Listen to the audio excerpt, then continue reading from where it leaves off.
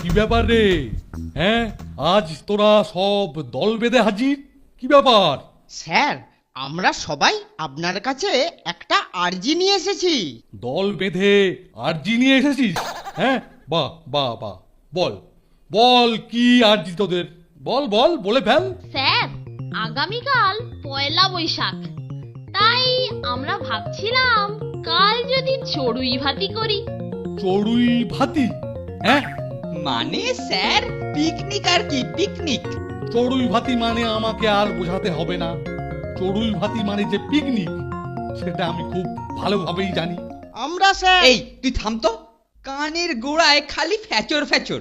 Sir disturb হচ্ছেন না? আমি বলছি বলছিলাম যে স্যার, নিউ ইয়ার মানে ইংরাজি নববর্ষে সবাই কত কি করে, আর আমরা